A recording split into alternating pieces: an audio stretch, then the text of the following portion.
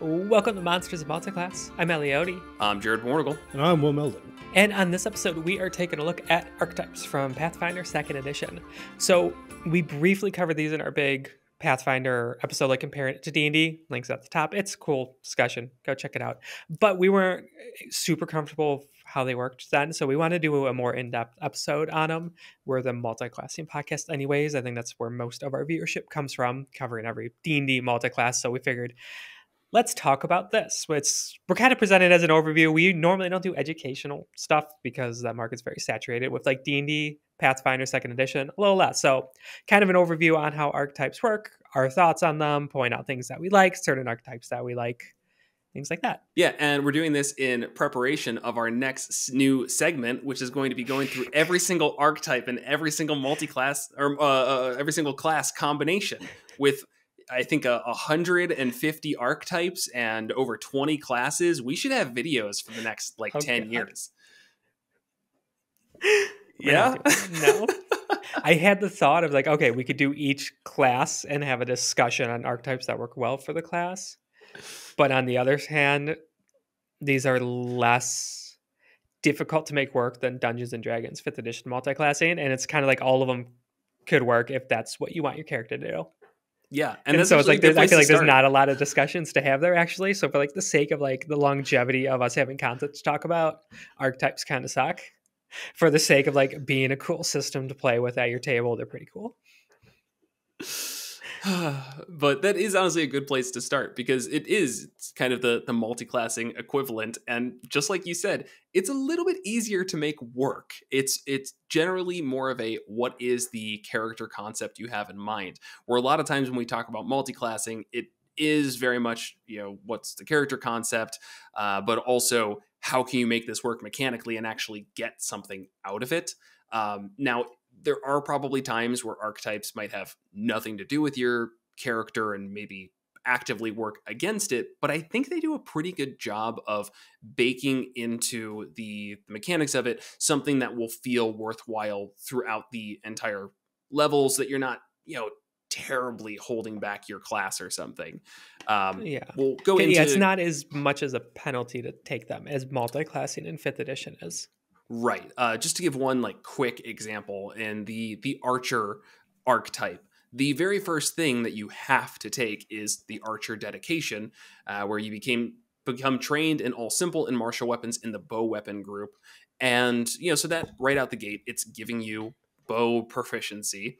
And then as time goes on, that automatically gets better. When a class feature that grants you expert or greater proficiency in certain weapons, you gain that proficiency rank in all simple and martial weapons in the bow weapon group, which means that just for going into this archetype and taking the level 2 opening feat for it, you're always going to have your bows now be as good as any of your other weapons, which just is kind of natural scaling. And it, again, makes it a harder bad pick. Maybe you're a wizard and you wanted bows. If that's the class idea you had in mind, great. Are you going to get proficiency a little bit later than the fighter in expert weapons? Yes, but you're going to be as good as a wizard can be with a bow. Right. Yeah, the biggest thing to look out for is redundancy. I'm in a campaign, I'm playing in a Pathfinder, I'm a fighter with plate armor and a big shield, and there's I think it's the Sentinel archetype or something like that, where it basically does that. Right. It gives you experts or whatever in heavy armor and access to things I already have access to. So there's always that sort of stuff to look out for, where it's just redundant. You don't really get anything from taking this. But we're getting ahead of ourselves. You should probably do the educational bit, how it works. In terms of the rules, there's a lot of, I think, minutia, but to start with kind of the basics, archetypes are things that you select in place of class feats. So there's a huge list. I think in the core rule book, there's just one for every class, but as mentioned, there's about 150 now. And the general idea is that as you level up, and you would take a class feat if you don't want it, or if you want to take the archetype instead, then you can choose from the list of archetype feats. And as long as you meet all the prerequisites for the archetype feat, you're able to take it. That's really the most basic way of putting it. Just There are clarify one thing there. You said when you level up, it's when you gain a class feat, That's a fair way of which putting it. is, Yes, I think, different. every even level for all classes. Maybe there's some that don't follow that, but for the most part, it's like every other level. Yes. There are also some archetype skill feats that would need to be taken in place of a skill feat generally gained from your class when leveling up. Um, Something that is neat about the archetypes is you can't jump around them. Once you select an archetype, you must take a certain number of feats within that archetype before choosing a different dedication. Generally, that means you need to take 3. Looking through them, I saw 3 as the main amount thrown around. I actually didn't see any outside of that. But to give an example, you can't take 1 barbarian archetype feat, then the acrobatics archetype feat. You need to take 3 in barbarian, and then if at that point you're like, ooh, also I want to be an acrobatic, that's fine, or an acrobat, whatever. Then you can go into a different archetype. Something else was that you can't retrain a dedication feat, so one of your archetype feats, as long as you have other feats from that archetype. So you couldn't, like, I don't know, take 3 and then retrain 1 and then go over to a different archetype. It's really just doing a lot to say that the archetypes aren't easy to just hop in and out of. This is, Right. you are picking something and you're staying in that lane for a good bit of time. Right. And all future archetype feats have the prerequisite of the dedication of the basic. Like I'm looking at, there's the Mauler archetype. You just go into it. You have to take Mauler dedication, which is a second level feat. And then anything after it, prerequisite Mauler dedication, and so on. And Yeah. And yeah. so let's even stop right there. And so I guess, what are your initial thoughts with it being a little bit more locked in like that? Obviously, multi-classing, you don't have that limitation. You can take a level in cleric, a level in paladin. As long as you've got the stats for it, there's nothing stopping you from jumping around.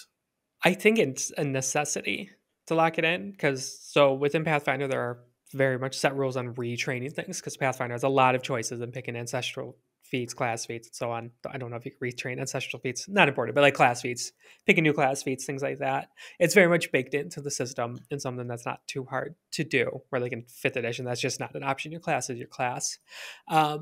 If that was as open as it is to archetypes, I think that would be an absolute mess to handle. Because let's say you take 3 levels into, again, Mauler, or you pick 3 Mauler feats. So you get the Mauler dedication, then clear the way and shoving sweep, or whatever it is at 2nd, 6th, and 8th. And then you decide, I'm going to retrain out of Mauler. So you get rid of the Mauler dedication. You now no longer meet the prerequisites for clear the way and shoving sweep. And so obviously you shouldn't get to keep those because that would be weird. So now you're lost 3 feats, and then do you get to just go back and freely pick 3 new archetype feats from like go into another one and completely retrain it, or do you pick 3 new class feats? It's like this extra level of flexibility that seems really messy and hard to handle. Yeah, that's very fair. It takes, I mean, it's already a kind of complicated. It's slightly more complicated than multi-classing, in my opinion. Just archetypes in general, You just think? because It's slightly more complicated than multi-classing. We made like a pretty massive podcast based off of like 2.5 pages of rules. that's the potential for it. That's is the potential. insane. I cannot believe how much crap they rammed into like their multi-classing alternative. I personally love it, but this is pages and pages and pages of specific archetype stuff that is very, very complex. And I'm sure the power gamers have found ways to break so many things. I would love to see it, but it is very, very in depth. But the basic rules, I would not say are more complicated. There's more choices because there's so many. Because so yeah, in 5th edition, it's multi-classing. You have your now 13 classes, and those are the options. One class multi-classes with another class. This one is you have your 20 or so, however many classes. Then what did you say? Now 150 archetypes. So Something obviously like the that. archetypes are not specifically related to classes. They can be, and it is then called multi-classing, and we'll talk about it. But it works the same. And so yeah, there's a ton more choices and a lot you need to dig through. and it does make it like really hard in a sense, like really easy but also really hard to power game, because like the really optimal stuff is like hidden. Like there's a lot of reading and thought you have to do to like suss out like the hidden feat, like the 14th level feat of Mauler or whatever. I have no idea even what that is. Again, it's just up on my screen. Hammer quick. Versus with multi-classing, it's easier to kind of suss that stuff out. But again, it's you, when you go to pick a class feat, instead you pick an archetype feat, and then you're kind of like locked into the archetype you picked, which I think most people are good with anyways, because people are probably picking this because it's a character idea they have anyway, so they want to get better as a medic or a mauler or whatever. And then that's really all there is to it. Instead of a class feat, you pick an archetype feat. Yeah, I think where it starts to get confusing for me is the retraining stuff, just because there's maybe just complexity to retraining in general. But the one thing that I know I was talking about in our group chat, but I got really stuck on, there's this whole idea of like if you try and like retrain a previous feat, you're like locked into when you took the archetype. So like when you take an archetype, you can't retrain any feats that are of a previous level for this new archetype. So if you're like a 6th level fighter and you take the alchemist archetype, you can't retrain a class feat earned before level 6 into the alchemist class dedication. You can only train and retrain on levels earned after the archetype. And there's like a couple of little things like that for archetypes that just might come up where it's just not as straightforward as you take a level in the class and you've got those things. And that's like, how 5th edition is. It's just, all right, I'm taking a level in cleric. What does that mean? It means you have 1 level in cleric now. There's obviously some complexity to like the spell casting and maybe like warlock stuff. But I feel like I feel like you're really stretching to make that point. I'm not. I'm 100%. I found this extremely complicated, and reading through the rules, it was very not straightforward with how it was handled. Because like with multi-class, and you say, okay, so you take a level in cleric, so you're just a cleric. It's like, okay, but you have your character level, which is your class levels combined. Cantrip scale on character level, proficiency bonuses scale on character level, not class level. Your spells are uniquely figured out based on this new rule and table in the multi-class area. What spells you could cast, though, are based on the individual class level. What spells you prepare are based on the individual class levels. There's a special unique table to figure out what proficiencies you get and what you don't get. Your hit dice are different. Okay, I'll say multi-classing 2 spellcasters is definitely the most complicated way to handle it. So yes, there it gets pretty darn confusing, especially when you get into the which spell list are you casting from. You have a different DC for each one. That is definitely different complicated. Ability score modifier, like if you're an ins caster and a wisdom caster multi-classing. Right. Yeah. But that said, like when I was reading through archetypes, and again, maybe I'm a big dumb dummy, but you know what? A lot of us are big dumb dummies, and that's okay. And when I read through archetypes, I did not feel prepared to start using archetypes in any meaningful way, without outside help from the internet. Maybe I felt that way with multi-classing too when I first took a look at it. So maybe at this point, it's impossible to have an unbiased opinion. I guess I'm going to continue hammering this home. Like, I see a lot of discourse on the internet. It's like, oh, Pathfinder's so simple. I will say maybe I'm stupid, and that's okay. Like some of it just goes over my head because it is very, very dense phrasing and wording, and archetypes felt like that for me. You're not stupid, Jared. A lot of the rulebook is written, I find also dense. It's self-referential a lot of times. Where it's like you have to know about this thing in order to understand this, and it just like kind of adds on top of itself. The problem with that is D&D is the exact same way, but they viciously pared down all the references. So their conditions list is teeny tiny, whereas Pathfinder, you're referencing references, and it's got an exponential curve to it. Right. Yeah. Which, is something that we complain about 5th edition. It's like, oh, there's not enough conditions to really satisfy every scenario. So there's a reason why it's there. And every time that I do untangle the yarn, I'm always left with this satisfying feeling of like, this does work and had a lot of thought put into it. But boy, did it take me a while to get there. Yeah, I guess common experience I've gotten while trying to learn Pathfinder while coming off of Dungeons & Dragons, and also just trying to remember learning Dungeons & Dragons however long ago, was D&D for most of it, at least 5th edition, it's I could like read it and just immediately grok it. It's like, okay, I get that. That's how it works. With Pathfinder, there's been a lot. I've had to reread it and then flip to another page, or I started using stuff online of like because it's quicker, but still having to like go down that rabbit hole of different things and like still a little confused and it's not quite there. And then all of a sudden I get to the bottom of my rabbit hole of links, self-referential links, and it's like, oh, and click. There it is. Right. Okay, I got it now. And then it's good.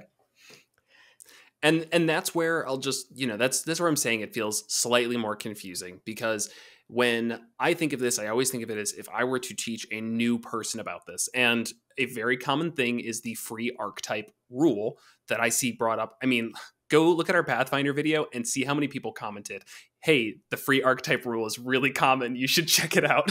It was probably 50% of the comments. Thank you for the engagement. If you're enjoying, please leave a comment so that feeds the algorithm.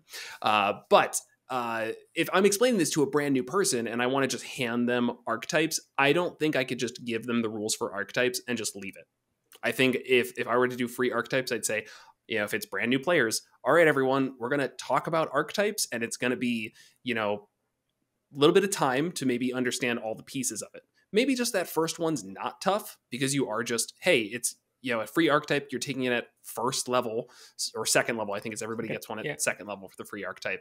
And, just take it, and now there's less confusion. But when you're taking them at later levels and trying to weave it into the, the class features and everything, I think just, I don't know, there's guardrails in place that make it hard to abuse the archetypes, but that does add to the intimidation level. And I'll drop it from there. I mean, it's not, rocket science or anything, but it took me a bit. Since you did reference it, the free archetype rule is also, I mean, I do say is straightforward if you understand archetypes. So without the free archetype rule, you're sacrificing picking a class feat instead picking an archetype feat whenever you get to pick a class feat. With the free one, it's at all the levels where you get a class feat, you also get an archetype feat.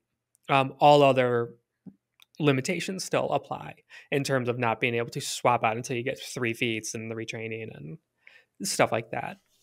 So I get why it's popular. We're doing that in the campaign I'm in, and we haven't quite got there yet, but I'm really excited for it because it does let me fully flesh out this character idea without having to slow down my main class stuff.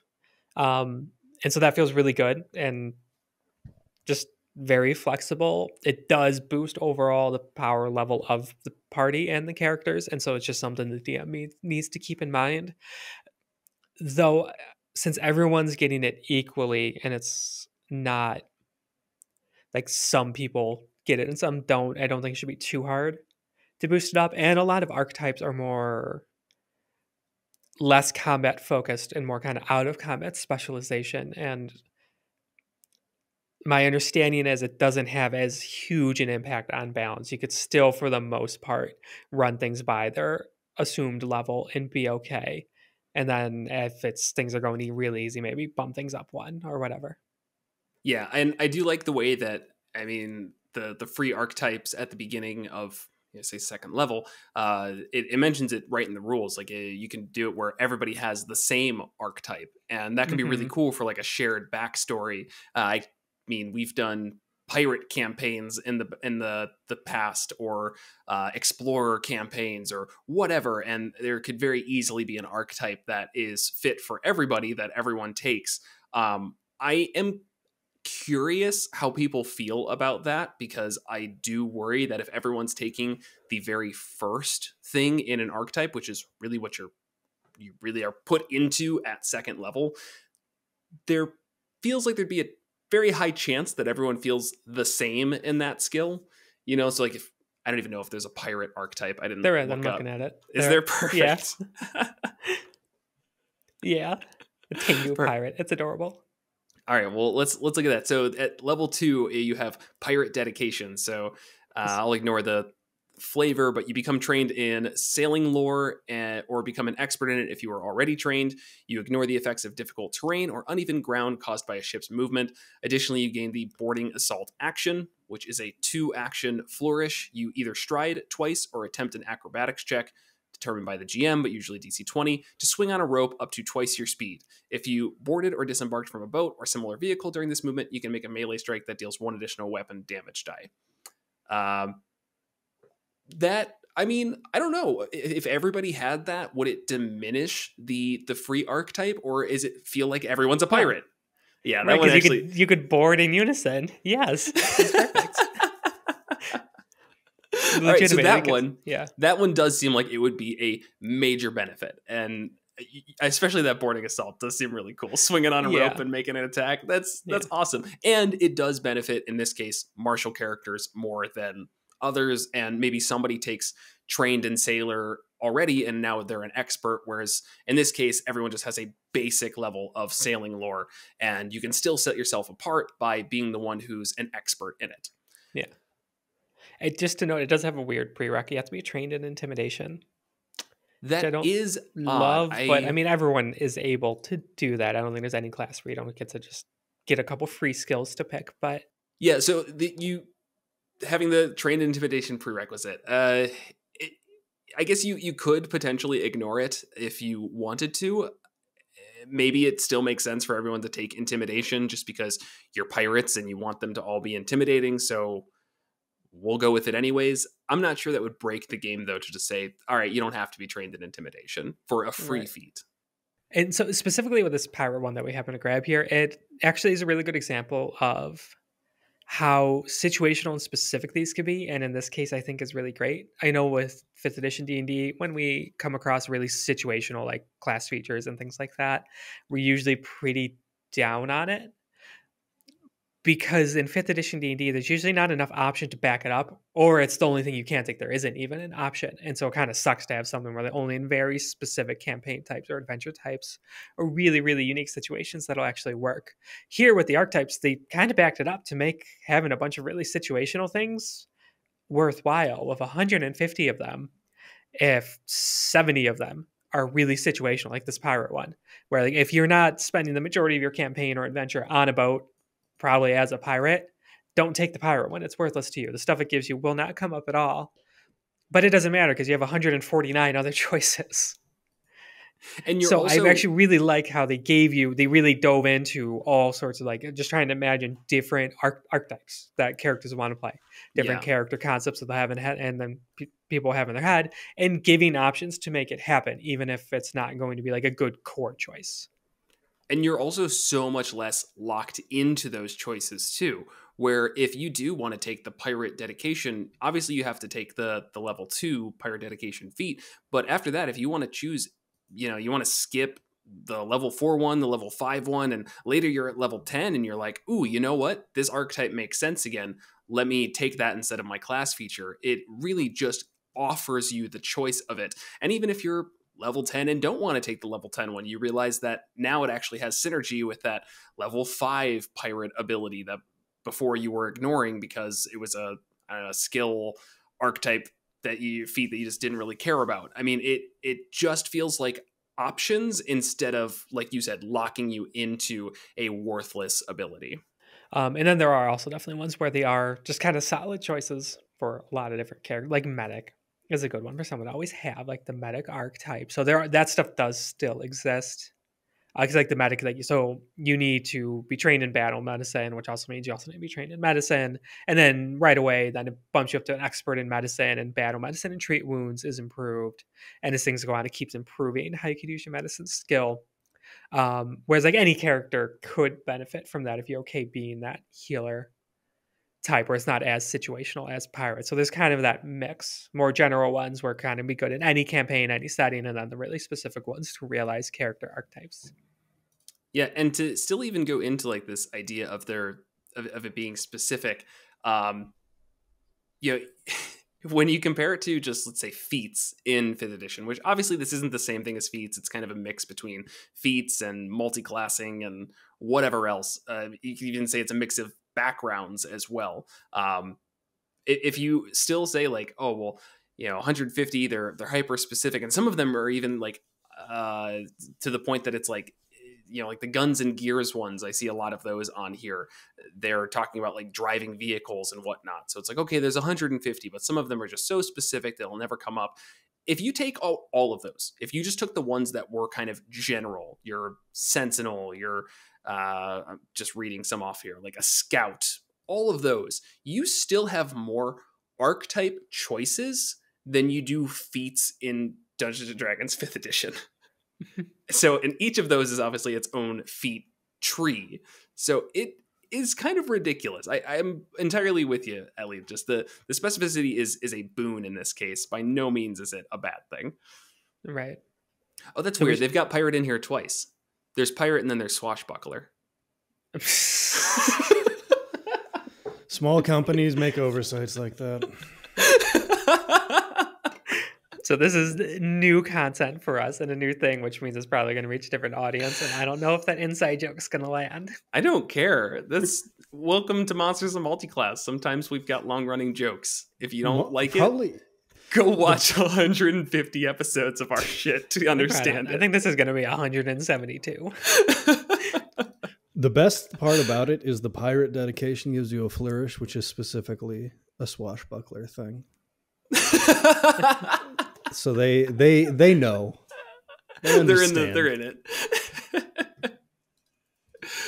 So all of this said, let's talk a little bit about the actual multi-classing rules, because they are in here. Well, we won't talk about it much, but what did we want to say about it, Ellie? Do you mean like when you so it's still the archetype rules, but then in addition to pirate, archer, medic, each class exists on this list as well. Like here's witch, just as an example, and this is considered to be multi-classing, but it's still basically the archetype rules. These all have a prerequisite though for an ability score. So like the witch, you need intelligence 14, so just a little more limited for that. But otherwise, it does work the same. When you were to take a class feat in your main class, you could then take a witch class feat or whatever it is that you pick. It could get where it gets a little complicated is spell casting. And that's a little different based on which ones you pick, but it does lay out in the dedication specifically how that spell casting works. Like what access to spells you get and stuff. Right. Yeah, what I was poorly segueing into, because I used the wrong terms, was actually the dual class stuff. Oh, okay.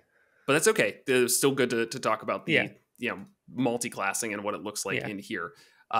No, dual classing is what the multi-classing equivalent is in 5th edition of actually taking different, like a separate PC class.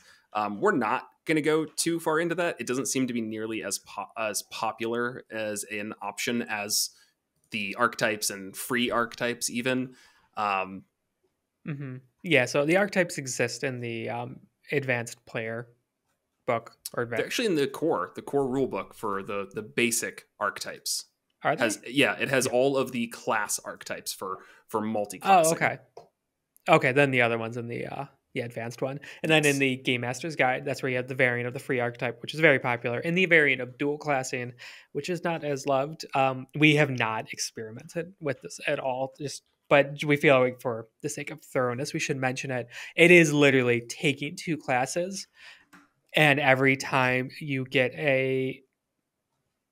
whenever you level up in both classes.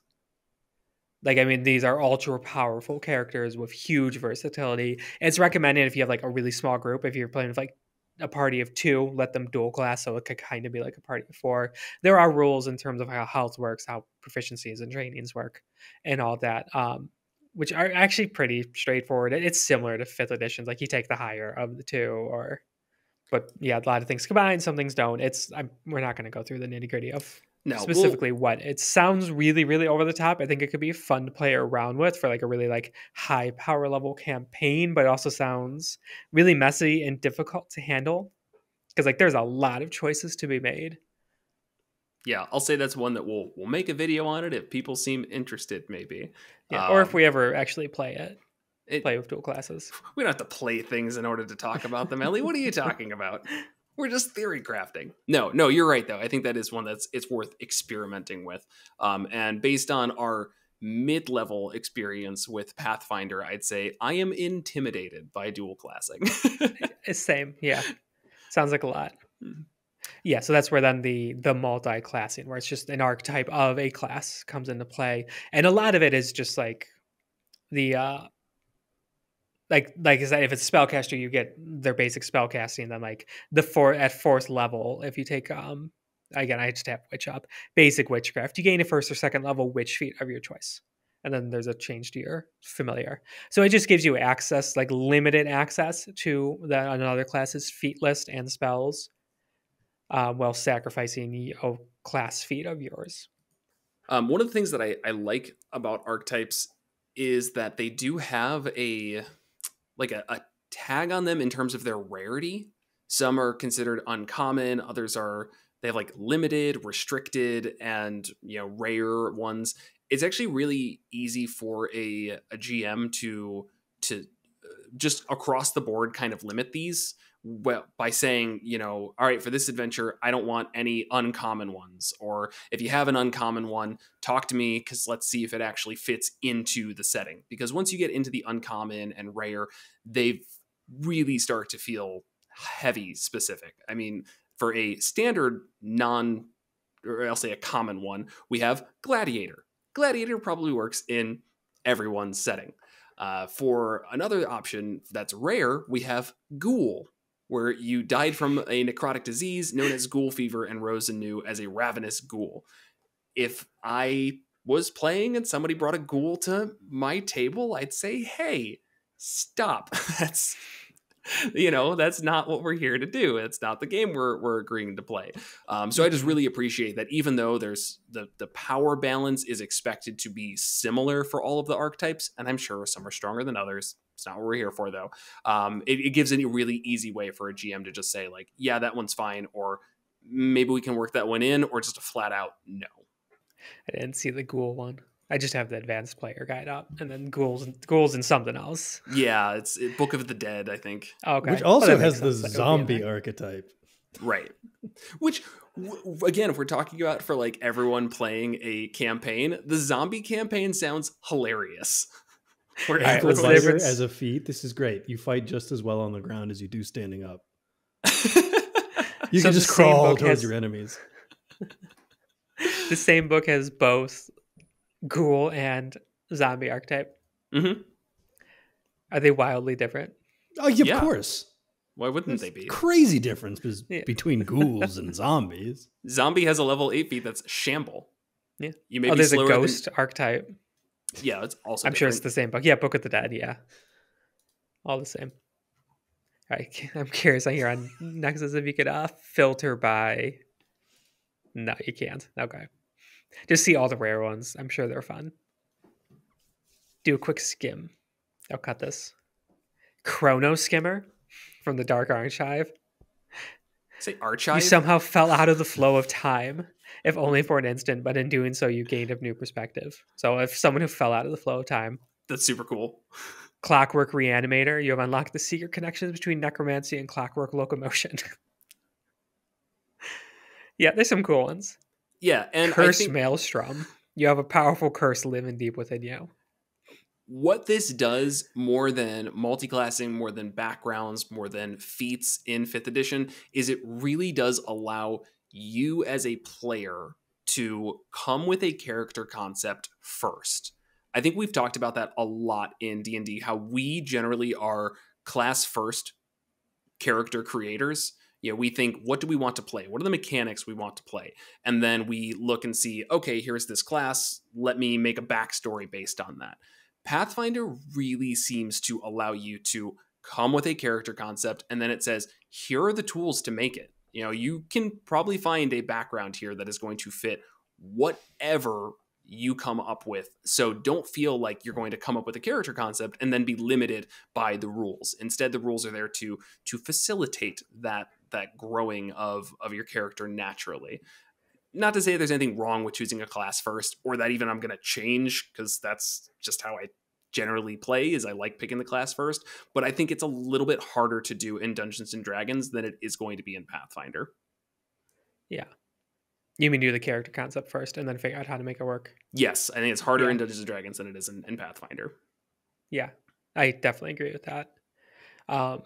Yeah, as we play more Pathfinder, I would like to change that. I have been approaching it from that mechanical perspective. Like, I want to try this out. For me, recently, it's been about trying to figure out fighters, and because I personally find them getting dull in Dungeons and Dragons, like just the kind of straight martial, and wanted to see the additional options and versatility they would have in Pathfinders. That's been like a big focus, but I would definitely like going forward, kind of more focus on the like, here's this character that I want to make and the cool shit they do, and then figure out how to get there with the archetype in the class. And it feels like it should be very doable. Mm-hmm. And There's also, a lich one. That's I fun. want to do a pirate campaign. Yeah. Yarr. It is interesting to look at because the analogs here, we are making comparisons, but the reality is that the archetypes were a completely independent system that D&D does not have an analog to. No. The backgrounds in Pathfinder are interesting because they are, 2 paragraphs. They're tiny and they give you nothing.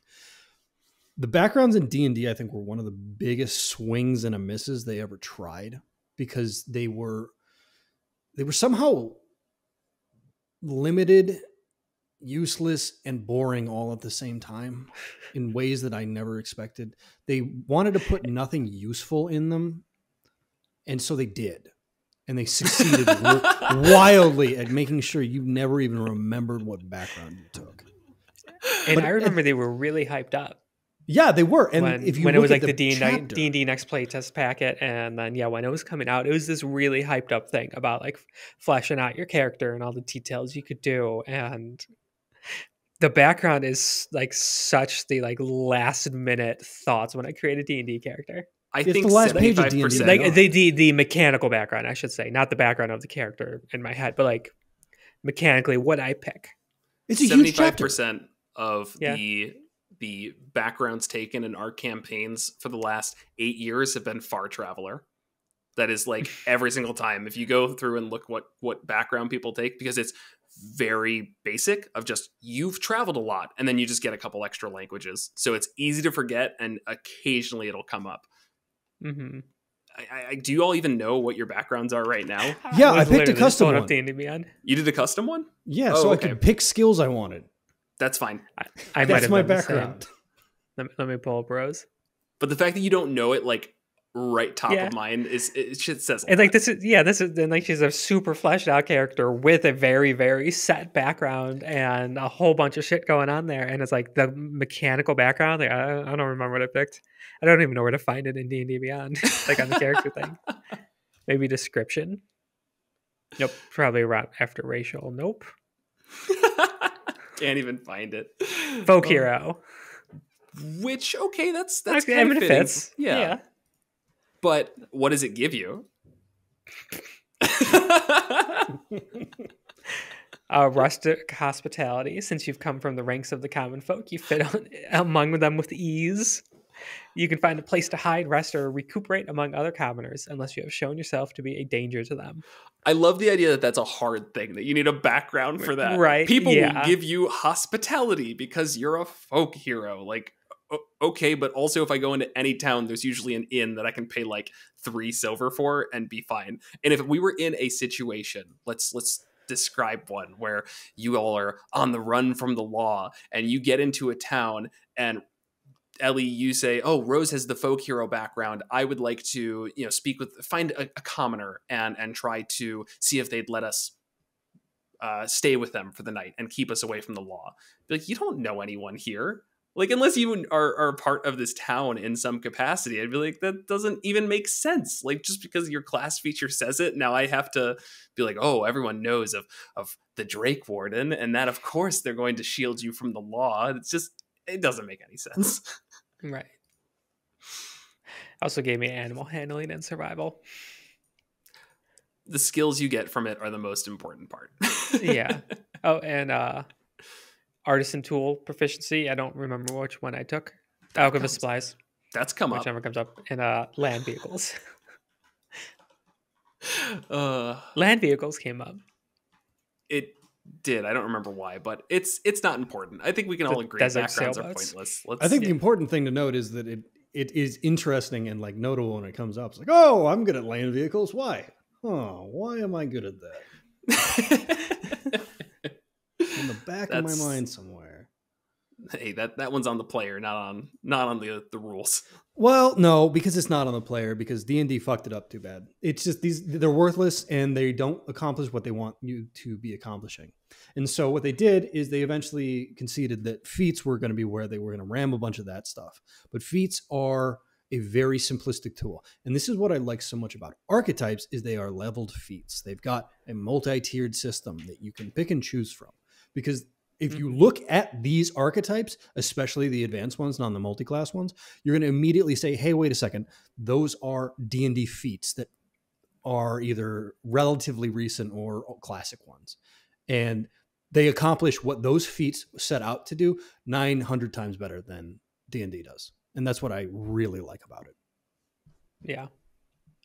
And even if you're not using it just like for the flavor to like capture this perfect character and unique character concept you have, and it's just kind of more of a mechanical thing, it's still really great that they exist because very easily could you get a new class feed and you read through them and you're kind of like lukewarm on all the choices. Like, oh, I've kind of picked some other stuff and a lot of these feel obsolete or don't mesh with what I have. I'm not really thrilled of any of these class feat choices.